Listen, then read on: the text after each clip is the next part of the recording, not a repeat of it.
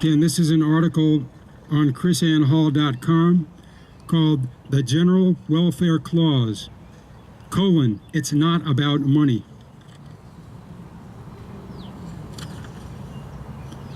Again, the General Welfare Clause, it's not about money. Search that at KrisAnneHall.com, or just type in general welfare. Article 1, Section 8, Clause 1 of the Constitution reads, "The Congress shall have power to lay and collect taxes, duties, imposts, and excises, to pay the debts and provide for the common defense and general, small g, welfare of the United States." From this clause, many have construed the general welfare statement to grant practically unlimited power to Congress to collect and spend the taxpayers' money on whatever cause Congress may invent for the good of the government or the people. Is that what the designers of our Constitution intended when they penned those words, general welfare? James Madison, the father of the Constitution and fourth president, suggests that the meaning of the General Welfare Clause is the exact opposite. According to the father of the Constitution, the powers delegated to the central government are few and defined, and those that remain in the states are numerous and indefinite. That's from Federalist 45. Madison also explained that those powers are reserved to external objects of war, peace, negotiation, and foreign commerce. He also stated that the central government's power to tax is intended to be limited to those powers. From Federalist 45. So again, the federal government was to deal with war, peace, negotiation, and foreign commerce. Madison clarified the meaning of this often abused clause in 1792 during the cod fishery bill debate. Specifically, that the General Welfare Clause is not a delegated power of its own, but a description of the purpose of the limited and enumerated powers described in Federalist 45. The General Welfare Clause, he explains, was added to describe the purpose of the limited powers being delegated to the central government. For example, so the central government could use those powers for the general welfare of the Union, rather than for the benefit of one state over the other. This debate makes it crystal clear that this is not a blanket power to do anything you think of to promote the so-called general welfare. It is in fact a limitation to direct that the power be wielded equitably. In this debate, Madison warns of the consequences of interpreting this clause as a general boilerplate power, rather than a description of the intent that the limited powers be used to the general benefit of the entire Union. He says if the General Welfare Clause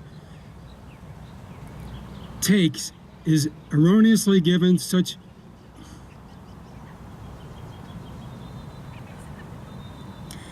If the General Welfare Clause is erroneously given such a broad meaning, then we will have a government that is far more expansive than what the Constitution authorizes. Quote, "For if the clause in question really authorizes Congress to do whatever they think fit, provided it be for the general welfare of which they are to judge, and money can be applied to it, Congress must have power to create and support a judiciary establishment with a jurisdiction extending to all cases favorable, in their opinion, to the general welfare, in the same manner as they have power to pass laws and apply money, providing in any way for the general welfare."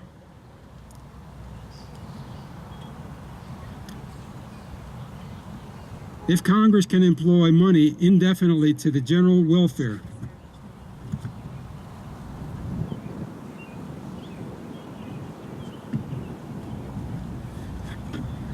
Siri talking to me here. If Congress can employ money indefinitely to the general welfare and are the sole and supreme judges of the general welfare, they may take the care of religion into their own hands. They may appoint teachers in every state, county, and parish, and pay them out of their public treasury. They may take into their own hands the education of children, establish in like manner schools throughout the Union. They may assume the provision for the poor. They may undertake the regulation of all roads other than post roads. In short, everything from the highest object of state legislation down to the most minute object of police would be thrown under the power of Congress. For every object I have mentioned would admit the application of money and might be called, if Congress pleased, provisions for the general welfare. James Madison on the Cod Fishery Bill, granting bounties, 1792.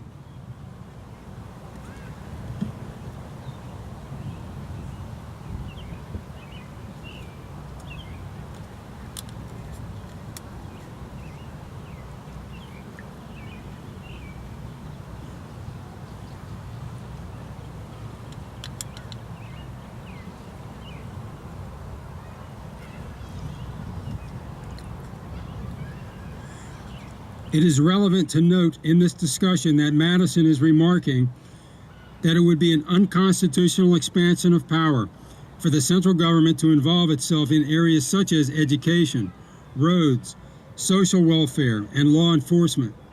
He is speaking to his colleagues in extremes to show his point that interpreting the clauses in this way would result in an unlimited central government, a notion that would have been highly offensive to the men involved in this debate. And had they not been convinced that the central government was barred by the Constitution formed intruding into these areas, they would have never ratified the Constitution. So according to the father of the Constitution, Madison, the General Welfare Clause does not give power or permission for federal involvement in the internal affairs of the states. And to the contrary, once we see the adoption of an erroneously expansive interpretation of the General Welfare Clause and see federal involvement in our schools, local governments, roads, and every minute affair of our lives, we will know we have an absurdly out of control federal government.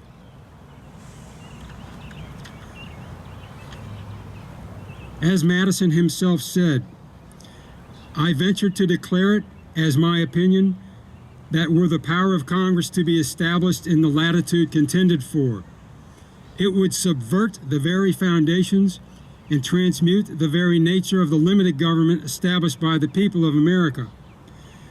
And what inferences might be drawn or what consequences ensue from such a step, it is incumbent on us all to consider.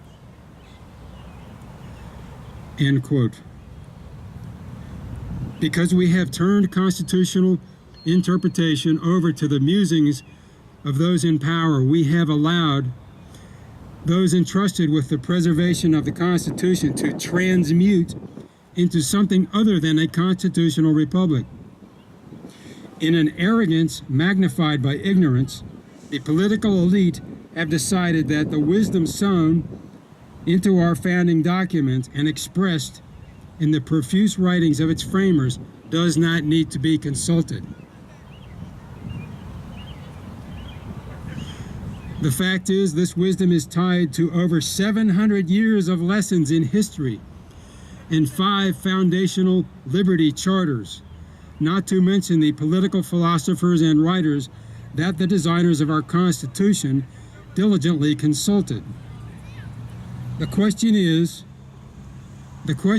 where is such negligence leading us? What kind of government are we allowing? Into what have we been transmuted? And as James Madison asked, what consequences might ensue? Again, that's article by KrisAnne Hall, KrisAnneHall.com, called The General Welfare Clause. It's not about money.